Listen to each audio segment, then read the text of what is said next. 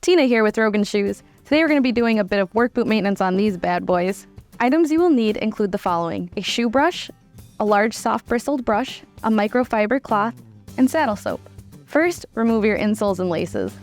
Use the brush to brush away any loose dirt or dust. Use the lid of your saddle soap and fill it with a small amount of water. Dip your brush in the water to create a lather in the saddle soap. Brush in circular motion, starting from the top, working your way down to the bottom.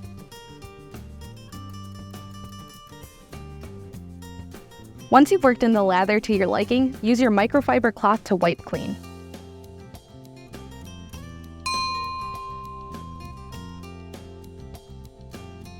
Now that your work boots are nice and clean, it would be the perfect time to protect your investment. You can check out our next tutorial here on how to protect your work boots. Follow us for more quick tips, and we'll see you in the next one.